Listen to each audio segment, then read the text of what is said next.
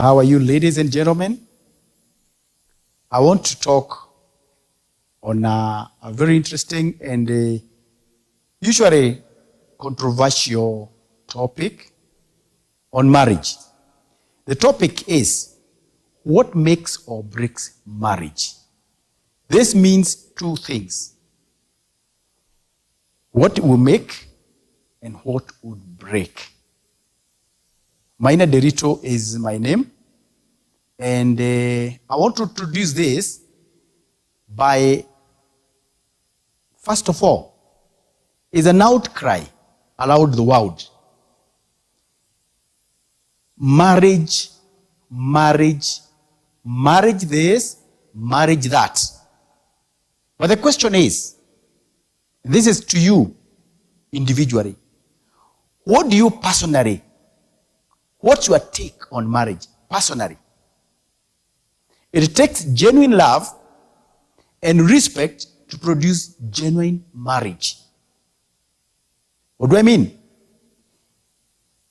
Unless there is love, genuine one, unless there's genuine respect, then we cannot talk about marriage. Many other things pass for marriage, but they're just not marriage. Marriage itself is sacred, and marriage cannot be substituted by anything. It's a very special kind of a union. There has to be genuine love, genuine respect or submission to ever have genuine marriage. We don't have two forms of marriage. It is either genuine or not genuine. When it's not genuine, then it's not marriage. It can be any kind of an arrangement that makes two people live together, but it's never marriage until it is that genuine marriage. In spite of all the divorce cases in the world, I want to say this, without any fear of contradiction, that marriage is doable, but on certain strict terms. And that is what I'm going to deal with the rest of the talk. What are these strict terms that make marriage doable? And number one, once two people are interested in each other, or something interesting, attractive, is identified by two people, then there is a journey that starts.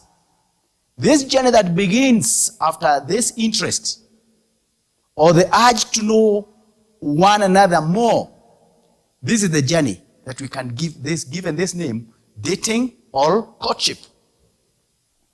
And this journey, the dating and the courtship, is meant to explore the two walking stories, because an individual stands like a story. So an individual, a living individual, is a walking story.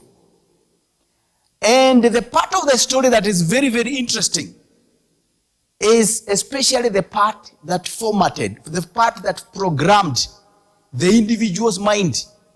And this usually happens during the formative years, at the very early stage, where the programming of a human being is done, and that is what can be termed the boy or the girl. The boy in the man, the girl in the woman. Is a programming that is usually a default that automatically affects the behavior of any individual. It can be termed, now the same story, the same, this journey at dating and courtship, it can be termed as the marital feasibility study. For it to be a feasibility study, that is studying the possibility. Yeah. What is possible, whether it's possible, whether it's doable. The study on that can only be done if somebody is, first of all, the two that are involved must be sober people, they must be well advised, and they must be prayerful people. These are the two people that can do this kind of a study that tests the doability, the possibility of them getting into marriage. Then this exercise, the dating and the courtship, must be a free and fair exercise. What do I mean by this? It will be corruption free, meaning no offers, no gifts, that would actually influence the final judgment. After this journey, this short journey together, the journey that is actually trying to study the possibility, the marriageability of the individuals. This journey can only be conducted by sober people, well-advised, well-versed, informed people, and the people of integrity, and the people who value the very exercise. That is usually what is not there. It's not usual. This is what is missing many of the times. This journey, the courtship, the dating, is actually trying to confirm marriageability, the marital potential. It is trying to confirm whether the individuals, an individual is confirming on the other, whether this person is suitable for marriage. Because marriageability is all about the suitability for marriage. Now, marriageability again is the ability to manage marriage. So, the courtship confirms marriageability or the suitability. And for that matter, for this, the two concerned, one is confirming whether the other is suitable as a marital partner or a marriage partner or not. Now, this capacity to manage marriage, which is now we are calling marriageability, is a capacity that can be built over the years. Starting from the background, the parents are supposed to start that process. And most of the marriages are not working because the parents never did what they were supposed to do in the beginning. During the formatting, the period, the programming period, the formative years of the individual, maybe what they saw as examples from the parents or the neighborhood or relatives were wrong, were negative examples. Or what they had the parents doing, the comments, the remarks that parents used to make were negative. So the individual already, in their default settings, in their programming, they have some negativity. That potential, that capacity will either work against or for marriage. This is what we are talking about, the marriage bit. And the courtship is to confirm that marital potential, whether it is there, or at what level, or what needs to be developed, yes, before we can now say there is a deal, which is now the marriage, the marital deal, the marriage, the agreement, the commitment. So this capacity, again, of marriageability, the suitability for marriage, or the ability to manage marriage, can be deliberately built and improved continually. So you can even marry somebody and have an agreement to continue building the capacity of both of you and agree on which areas to continue or to look at and consider to make them better all the time. We can also actually, in marriage, in marriageability, in this capacity building, we can actually apply the Kaizen principle, whereby you keep making it better all the time. So, in other words, marriage might not be the problem, but marriageability. Therefore, now, in marriage, there are two things that are very, very important. At the very beginning, when God instituted marriage, because marriage is an institution that was authored by God himself in the Garden of Eden, with the first two human beings, Adam and Eve. When he authored it, when he initiated it, there is a formula that actually was actually formulated and is put in nature, is a law of nature. This is complementarity. And I have heard this term used by Reverend Branham. He talks about complementarity. And what is it? It is the natural formula for any marriage. Marriage looks for that suitable help, that suitable helper, as can be read in Genesis 2 verse 18. A suitable help, a suitable helper. What does that mean? It's not just a helper. It is actually suitable help or helper. And what do we mean by help? Help means need, the area of need. When you are doing something that somebody does not need it, then you're not helping them.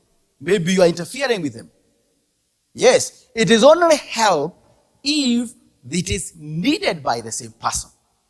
And when it is suitable help, then it means this is exactly what they need. There is a slot that perfectly fits, yes, or fitted by this kind of a help. Nature, for complementarity, there is the nature, it provides the needful contrast. In this case, what do I mean? For complementarity. And complementarity simply means that you actually are making two things to work together and bring some better results than when it is one. So what happens now, nature in this case provides the contrast, the needful contrast, e.g. the gender, yes, and the personality type. So nature all the time produces or offers for the two people that are married correctly. Their nature is different, is contrasting. That is, their gender is contrasting, and their personality type or the disposition. They provide that contrast they need. What the other person needs, what the other person lacks, the shortfall in each of the individuals that are involved is actually provided in the nature. Is a contrast that's provided in the nature, and then the other thing that is there in the complementarity again is the character. The character is the similarities they have, the needful areas of commonness, e.g. beliefs, values, attitudes, interests, and the like. Now, if you happen to marry somebody that don't have the same character with you, then you'll be having a problem, because the beliefs will be contrasting or conflict. The values, the attitudes, the interest. Then you find you lack the area of commonness that is needed for a happy marriage. If the nature again is not different, that's now if it's a man with a man again, you see, that is not going to be provide the needful contrast for marriage. If the personality type is the same, if you are both able to do the same things and unable to do the same things, again, this is not going to be useful for marriage. So this is why nature will provide the contrast, character will provide the needful commonness. Yeah. So this is what we're talking about. And again, in any couple, any two people in marriage, there is something interesting about the marital coupling patterns. This is very critical in marriage. And nature does it very silently.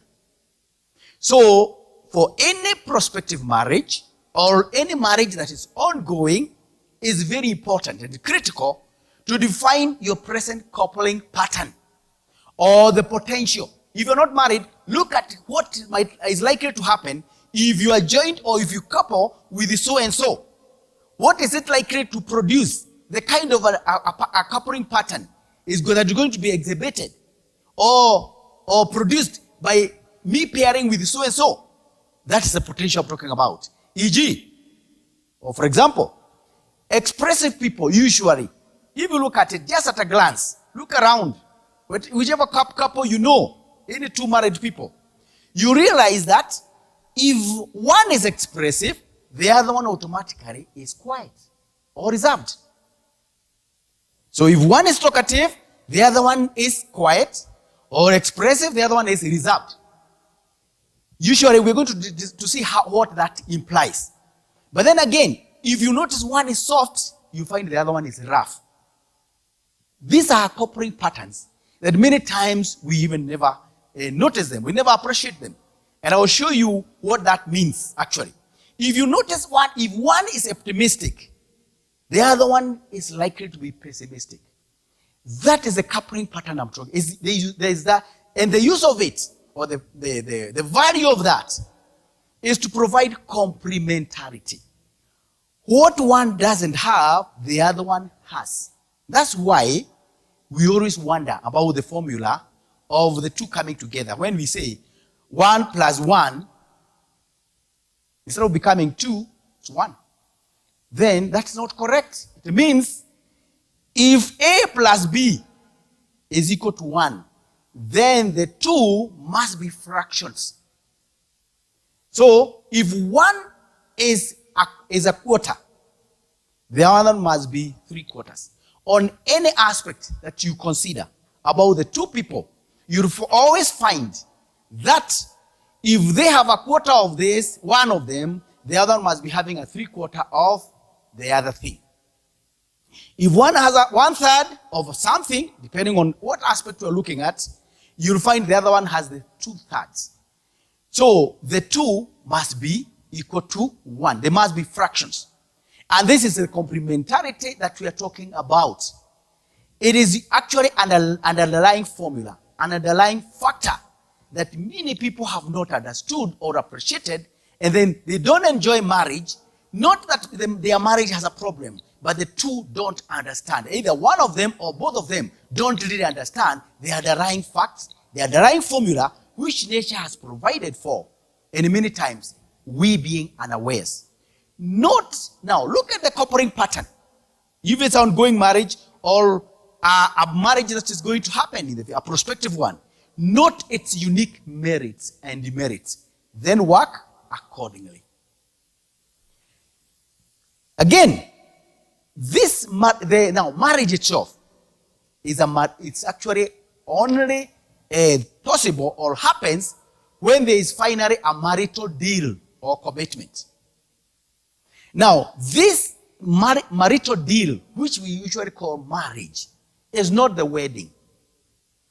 And therefore, how do we get into that advanced level? Now, marital deal or the commitment, this is a very advanced stage. It's actually the climax of the whole process. And if all the other stages were done correctly, this deal is supposed to be genuine. And it's be able to produce something that will be able to stand the test of time. So, it is a process, not an event. But many people usually, and this is why we are talking about what breaks marriage. Many people take the marital deal or the commitment as an event, not a process. And so, many people actually value the wedding, which is an event, and they actually purport it or make it take the place of marriage. And then after the wedding, because that's an event, they just wonder what next.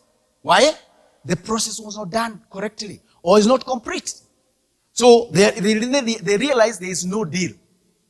So the deal comes through as a process, not an event.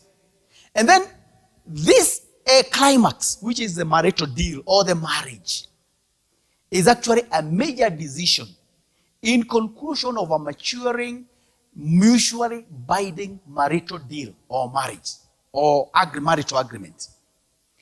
And somebody said, and I quote, "A good marriage isn't something you find. It is something you make and have to keep making it." So it's a continuous process. It's something you start and does not have a stopping place. It is something you keep working on. So you cannot say, "I've succeeded in marriage." Yes, at the moment. But to continue with the success, then you must continue making it happen. Making it, doing the right thing all the time. And so, it is not the event. It is not having a great wedding that helps, makes the marriage work. It is what you continuously do. How you treat each other, the skills, the understanding of how to treat your partner, and the quality thereof is what makes the marriage successful or not successful. Immediately after the deal, after the people now begin, the two individuals start settling down now in their marriage. Maybe there has been an event like the wedding. This is when the real thing happens. The rest of the journey was a kind of a proposal. Now this proposal has been approved, even publicly maybe. And then the real thing is now going to start hits the ground. Now, then immediately the test is either happening or on the way. That marital test Many times can even start immediately after the wedding or soon thereafter. This marital test is what tests the whole process, the quality of the whole process from the beginning. And many people now fail around here. So as the dust settles of the preparations and the proposals and the courtships and everything and the banqueting of the event, as the dust settles, then immediately the test is actually on the way. It's actually in the pipeline. And now, in this case, I've taken a couple real people, but I've changed their names here into Nekeza and Simiu. These are two people that are a couple that I know. I heard of them, and I want to share what I learned from them because it's very, very important. We talked of the marital coupling patterns. Now, in this case, now the Nekeza was talkative or expressive. Simiu, her husband, is quiet or reserved.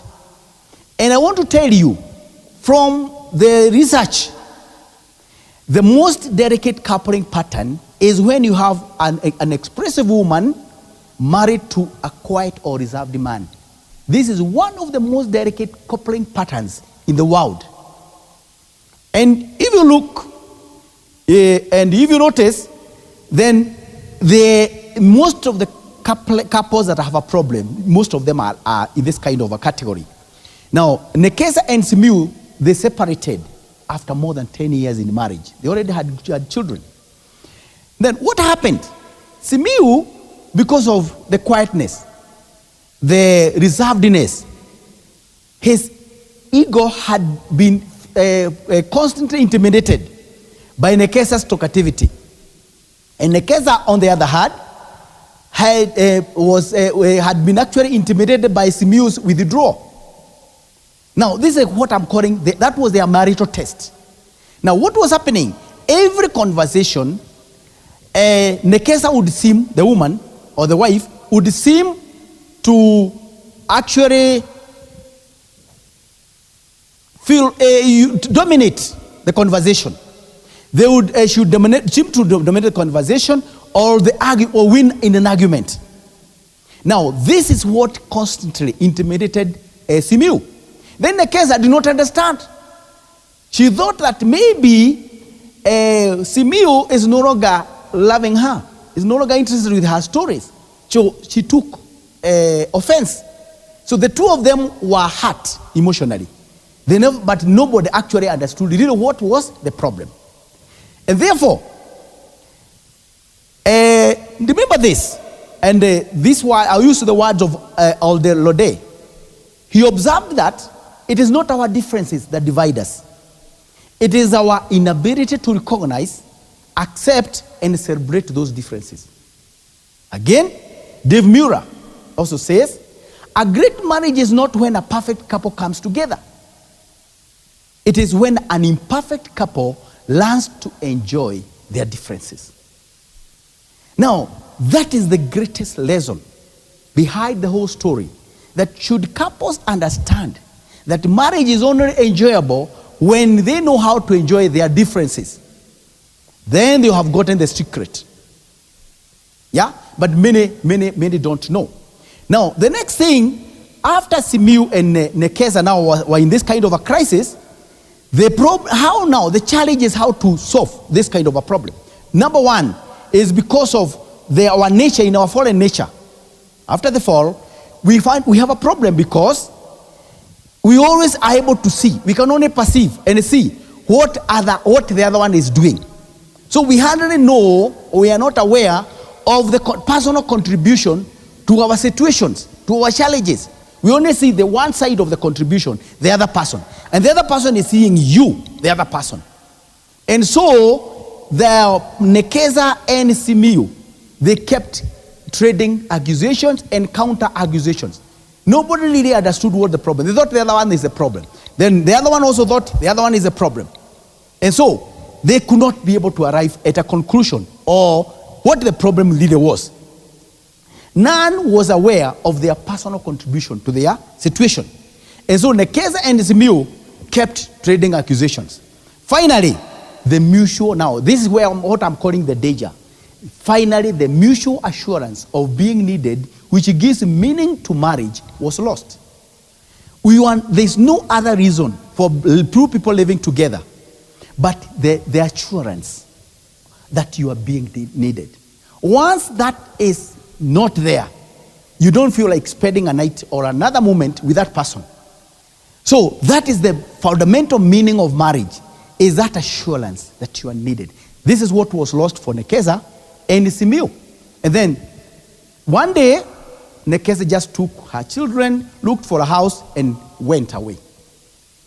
And then, after that, then you could see, even in the office, because I was in the same office with the Nekeza, we could see that she was not happy. And then, after a while, I was able to understand the problem. Now, what was the real issue or the problem? Neither of the two understood the problem. Consequently, anything would pass for a solution. So everybody will offer solutions to you. But when you don't understand the problem, you also can't understand which solution it is. So the first thing to solve a problem, you need to understand the problem, then you can also understand the right solution. What is the solution to it? So what happens is now, and this is what I'm calling the spoiler or the tempter. Individuals, most of them who are private to your situation, or just clever individuals with the interest, they come as an option or a solution, or they come with an option or a solution. But because the two of you are accusing each other and you don't understand, the two people don't understand the real problem, now they fall in that kind of a trap. So these people are actually most of these people that come as a spoiler or the tempter, in this case, they are adjusted in contrasts. Maybe it's somebody who is like your wife or your husband, but they have adjusted themselves. And that some of them are even do it commercially. They offer that kind of a thing, and they commercially in a kind of a business where those victims who are already in trouble with their marriages, it's like they come there for some refuge of some kind. Now, some of them are similar in character or nature or the character of the victim. But they come because in the confusion now, during this crisis, they seem like they're offering a solution or an option. Now, the problem usually here is the marital communication skills.